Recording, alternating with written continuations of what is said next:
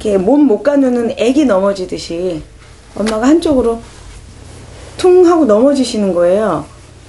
이제 몇 초 사이에 일어나시질 않는 거예요. 그리고 한쪽에 힘이 완전히 빠져서 넘어가셨는데 전혀 못 일어나시더라고요. 할머니에게 나타난 첫 증상은 한쪽 팔다리에 동시에 마비가 오고 입이 돌아가면서 언어 장애가 온 것이었습니다. 저도 너무 당황하고 그래서 일단 엄마를 이렇게 이끌어서 나왔는데 병원 도착했을 때는 입이 정말 한 여기까지 가 있었어요. 할머니가 병원에 도착한 것은 전조 증상이 나타나고 정확히 20분 후. 빨리 병원을 찾아 제때 조치를 한 덕분에 할머니는 후유증이 거의 남지 않았습니다.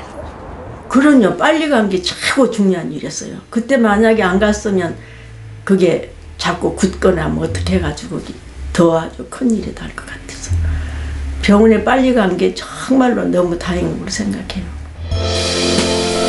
뇌졸중은 피가 응고되어 생긴 혈전이 뇌혈관을 막으면서 일어납니다. 뇌혈관이 막히면 산소가 공급되지 못해 뇌세포가 죽기 시작하는데요. 혈전이 뇌혈관을 막았을 경우 재빨리 혈전 용해제를 써서 혈관을 뚫어줘야 하는데 그 치료 효과를 기대할 수 있는 시간은 발병 후 3시간 정도입니다. 뇌신경은 한번 손상이 되면 재생하지 않는 게 특징입니다. 뇌혈관이 막혀서 뇌혈액이 들어가지 않으면 이미 10분 이후부터 뇌신경의 손상이 시작되는데 시간이 오래 지나면 완전히 손상이 되어서 회복되지 못하기 때문에 빨리 혈류를 개선할수록 결과가 좋습니다. 그렇다면 뇌졸중 전조 증상은? 가장 흔하게 먼저 찾아오는 증상은 한쪽의 손발에 동시에 힘이 빠지면서 마비가 오는 것입니다.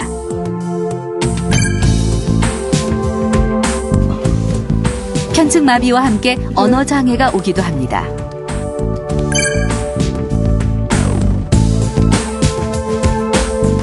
생전 처음 겪는 듯한 심한 두통과 현기증.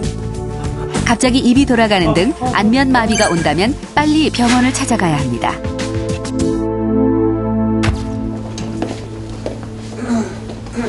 안녕하세요. 올해 39세 젊은 환자 역시 제때 병원을 찾아 위험을 줄일 수 있었는데요. 수술한 부위 통증 심하지는 않습니까? 예, 오늘 많이 좋아졌습니다. 좋아졌어요?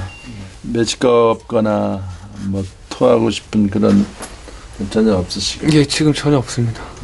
예, 일단 외식을 하고 집에 온 상태라 저희가 급체한 줄 알고 예, 그렇게 생각을 했지 전혀 이게 뇌혈관에 출혈이 있다고 생각하지는 않았거든요. 오른쪽 그 눈 있는 쪽에서 빨강색하고 청록색 같은 그런 컬러가 갑자기 보이면서 심한 두통이 왔었거든요. 이거 아닌 것 같다. 그래서 이제 그 응급 센터에 연락을 해가지고 그 성모병원에 오게 되었습니다. 감사드립니다. 시간을 조금만 지체했다면 전혀 다른 결과를 가져왔을지도 모르는 상황. 그 생각을 하면 아찔하기만 합니다. 좋습니다. 지금 생각하면 너무 무섭고 끔찍한 일이고요. 제가 병원에 이렇게 선생님 빨리 찾아뵌 거는 제가 생각해도 너무 잘했다고 생각합니다. 너무 다행스러운 일이고요. 맨 처음 찾아오는 뇌졸중 전조 증상은 경미한 경우가 많아서 자칫 무시하고 넘어가기 쉽습니다. 하지만 그 후 치러야 할 대가는 너무 크기만 합니다. 특히 혈전이 혈관을 일시적으로 막았다 풀리는 일과성 뇌허혈증은 증세가 금방 없어져서 병원을 찾지 않는 경우가 많습니다. 일과성 뇌허혈증을 경험한 분들은 3년 이내에 약 30%에서 실제로 뇌졸중이 발생하는 것으로 되어 있습니다.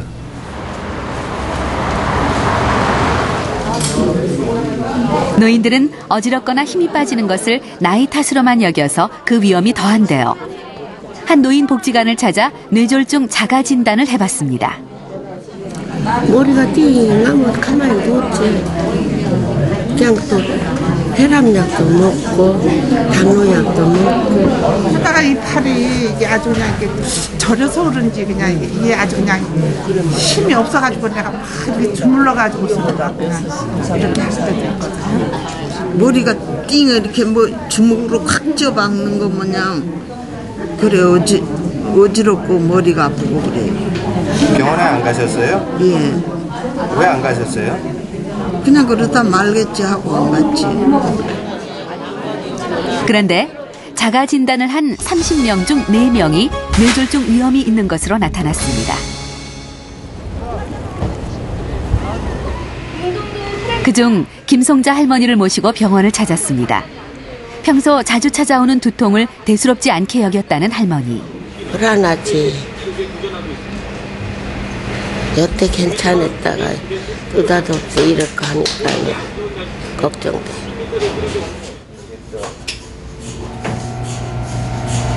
김송자 할머니에게 뇌졸중 위험이 실제로 있는지 검사를 해봤습니다. 할머니에게는 뇌졸중의 주된 원인인 동맥경화증이 있는 것으로 나타났습니다. 이 부분이 혈관이 좀 가늘어졌죠. 좁아져 있거든요.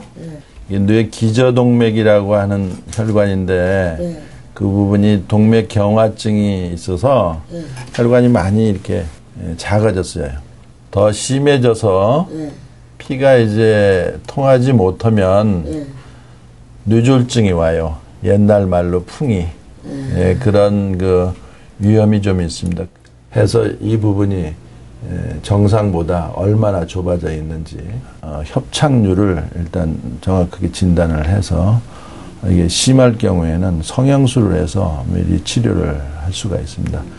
이 MRI에서 보이는 하얗게 보이는 부분은 모세혈관이 막혀서 온 뇌경색입니다. 이 부위는 혈관 내 시술, 혈관 확장술의 대상은 아니고 이런 그 모세혈관의 뇌경색은 약물 치료가 우선입니다. 검사 받긴 잘하신 것 같아요. 네, 잘했어. 그냥 약 먹고 그냥 나 하는 대로 꾸준히 운동하고 걸어다니는 거. 그러니까 다른 거 약만 잘 해주면 혈압약하고 그거하고 같이 먹어야지. 순간의 선택이 뇌졸중 예후에 중대한 영향을 미칩니다. 우리의 몸이 보내는 뇌졸중 위험 신호, 전조 증상. 그것을 놓치지 않는다면 훨씬 나은 결과를 가져올 수 있습니다. 지금까지는 3시간 이내에 혈류를 다시 개선시키면 완전히 회복될 수도 있고 또 장애가 남더라도 최소한의 장애를 남길 수 있기 때문에 뇌졸중의 전조 증상을 숙지하고 계시다가 이런 증상이 생겼을 때 빨리 뇌졸중 치료센터가 있는 병원으로 찾아오시는 게 중요합니다. 뇌졸중을 뜻하는 임상용어는 에포플렉시라는 말입니다. 이 단어는 벼락을 치듯 갑자기 증상이 찾아온다는 그리스어가 어원인데요. 앞서서 보신 뇌졸중 환자들 역시 평소에는 아무렇지도 않다가 갑자기 증상이 나타나는 경우가 많았습니다. 이처럼 어느 날 갑자기 나타나서 치명적인 결과를 가져오는 뇌졸중. 이 뇌졸중을 예방할 수 있는 방법을 꾸준히 실천하고 전조 증상을 미리 알아두어서 증상이 나타났을 때 신속하게 대처하는 것만이 최선의 길일 것입니다.